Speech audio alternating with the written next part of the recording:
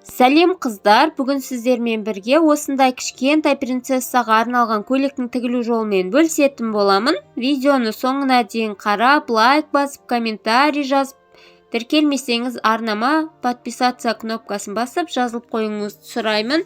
Ал ендеше кеттік. Алдымен бізге түсте жіп қажет болады, замок қажет потайной менде, және де астарлық мата, негізгі мата. Сонымен қоса етегіне пышный болып көтеріліп тұру үшін фатинді қолданатын боламыз. Еврофатин менде. Осылайша және де бізге қажетті лекалаларымызды сызып аламыз. Сызылу жолын мен сіздерге өткен сабақтарда көрсеткен болатынмын. Жоғарыдағы сілтемеден өтіп сабақты қарап алсаңыздар болады. Алдымен матамызды екі бүктеп осылай оң бетіне қарата отырып, осылайша лекалаларымызды орналастырып аламыз.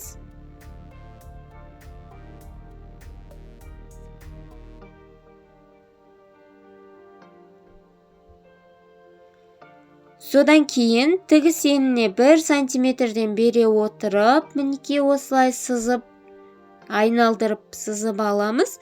Артқы жағына замок тігетін болғандықтан мен замокқа арнап 1,5 сантиметр қалдырдым. Дәл осылай енді кесіп пішіп аламыз. Одан кейін астарлық матадан да дәл солай алдыңғы және артқы бойды қайталап мінекей пішіп алатын боламыз. Мінекей алдыңғы бой және артқы бой астарлық матадан да негізгі матадан да пішіп алдық. Келесі кезекте енді оң жақ бетіне келтіре отырып, астарлық матаны да негізгі матаны да иық тігістерін қосып тігіп алатын боламыз.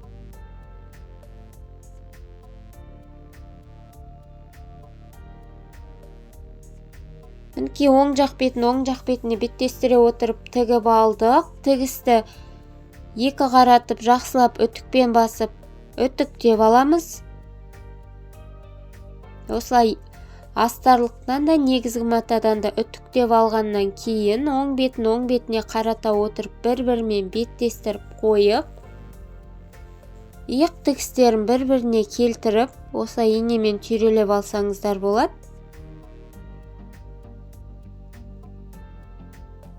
Енді осылайша мойын ойынсын және қолтықты бір-бірімен беттестіре отырып осылайша тігіп алатын боламыз.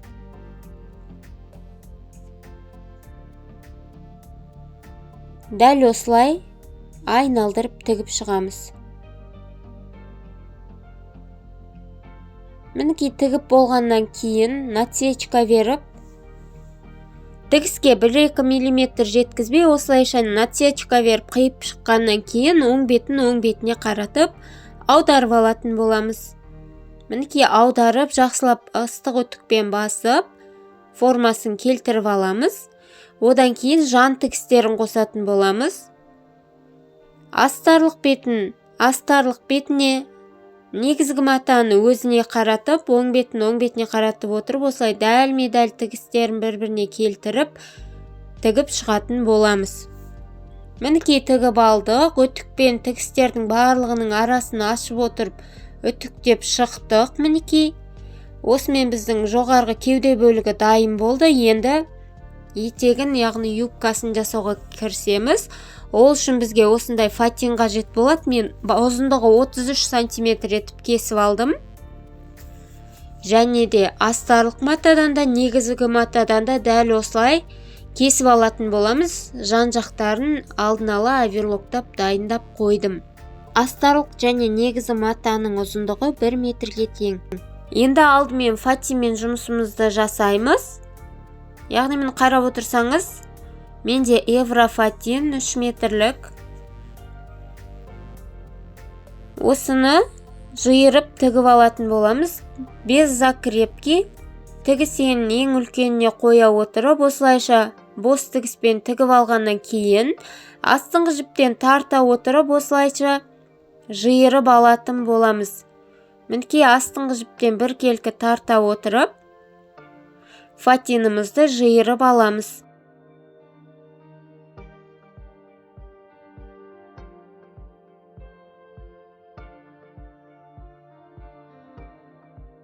Бізге мұны үстіңгі бөлікке жалғайтын болғандықтан, осы аралыққа дәлме-дәл келетіндей етіп, фатинімізді жиырып шығамыз.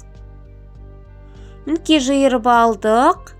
Енді келесі фатинді мен 33 сантиметрден екеу, яғни 66 сантиметр етіп алған болатын, және дәл ортасынан үтіктеп, осылай сызық түсіріп алдым. Енді осы үтіктеп алған жерден тігіс түсіріп жиыратын боламын. Дәл осылай тігісенің ең үлкеніне қоя отырып, бос тігіспен тігіп шығамыз. Содан кейін жиырып алатын боламыз. Енді ең бірінші жаңа жиырып қойған фатинімізді үстіңгі бөлікке негізгі матаға жалғаймыз, астарлыққа қоспаймыз. Көріп отырсаңыздар, астарлық бос жатыр. Негізгі матаға инемен түйрелеп бекітіп алдым, және де тігіс еніне 1 сантиметрден бере отырып тігіп шығатын боламын. Мінекей тігіп алдық. Енді жаңағы жалғаған, яғни жиырып алған жиырған жібімізді алып тастайтын боламыз. Мінекей астында, тігістің астында тұрған жаңағы жиырған жібімізді алып тастаймыз. Жиырған жібімізді алып тастадық. Мінекей жалпы сырт көрінісі осындай болады. Бұл бірінші қабаты фатиннің. Осындай мен 7 қабат жасайтын боламын. Ол үшін қалған қабаттарын 2-2-ден, яғни 66 сантиметрден қиып, ортасынан дәл жаңағыдай жиырып алған болатынмын. Енді соларды бір-бірінің үстінен, яғни мінекей дәл осы қабатта көрсетілгендей етіп, ортасын ашып отырып, бекітіп алып, тігіп тастайтын боламыз дәл жаңағыдай. Яғни жаңағы үстіңгі слойдағы тігілген фатиннан тігістен 1-2 миллиметр төмен қарай тігіс жүргізіп, осылайша тігіп аламыз. Мінекей барлық қалған қабаттарының барлығын тігіп алдық. Мінекей қарап отырсаңыздар, бізде өте сондай пышный юбка пайда болды. Бізде фатин 7 қабаттан тұратын фатин.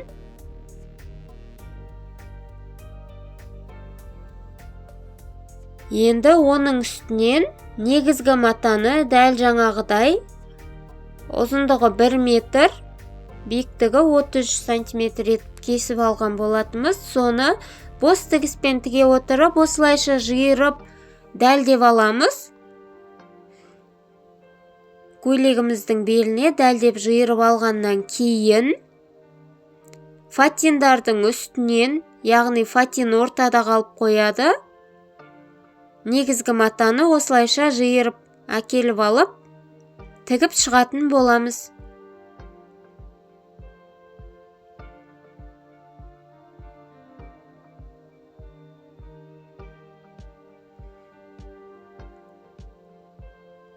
Мінекей дәл осылай тігіс түсіріп алатын боламыз. Мінекей тігіп алдық негізгі матаны. Мін негізгі мата, оның үстінде фатиндар. Мін осындай етіп тігіп алғаннан кейін міне 7 қабат фатиніміз, оның астында негізгі мата болады. Және де енді астарлық матамызды дәл жаңағыдай етіп жиырып аламыз. Астарлық матаға, яғни ішінде тұрған көйлектің жоғарғы жағына астарлық матадан ұзындығы 1 метр, биіктігі 33 сантиметр етіп қиып алған астарлығымызды дәл осылай жиырып, бір-бірімен беттестіріп тігетін боламыз. Мінекей тігіп алдық. Міне астарымызда және негізгі матада тігіліп болды. Енді Мінекей қарап отырсаңыздар барлығы өз орнында.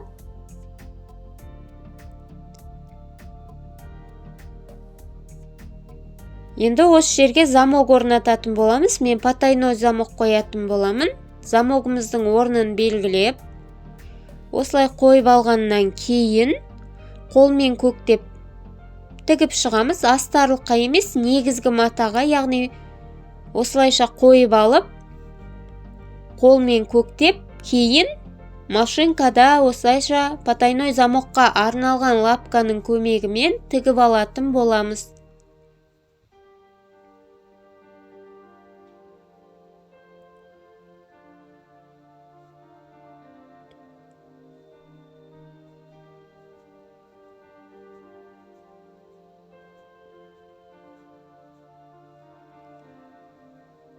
Мінекей замокты аша отырып, потайной молнияға арналған лапканың көмегімен тігіп аламыз.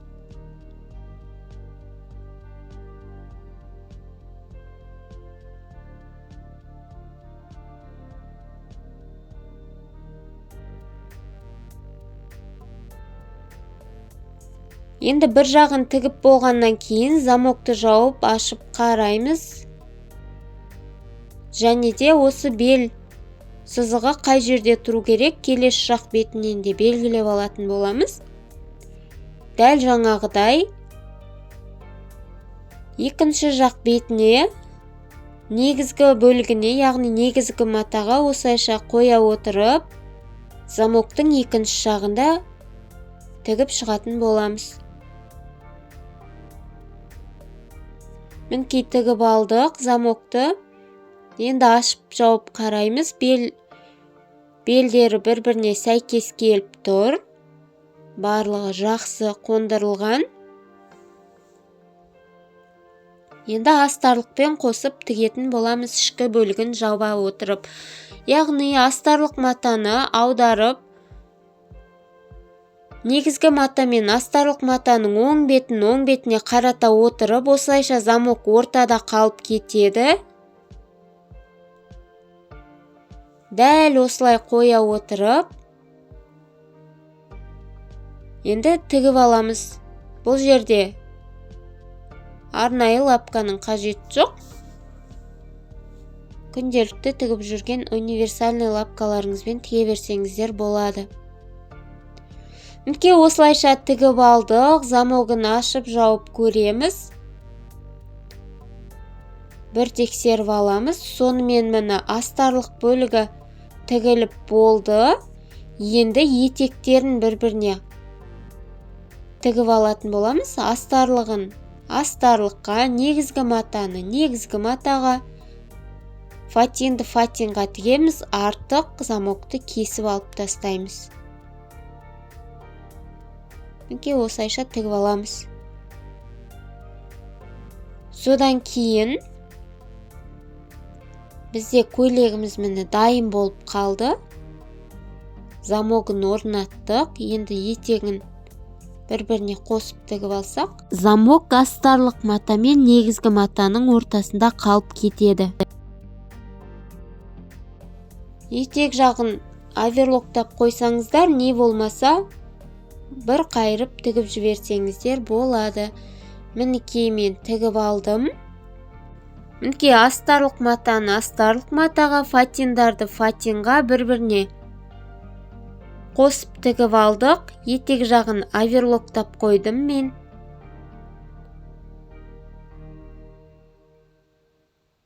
Енді қалған жұмыс астарлық мата мен негізгі матаны бір-біріне осылайша беліндегі тігістерін бір-біріне айналдырып қосып тігіп жіберу қалды. Сонымен біздің көйлегіміз дайын болады.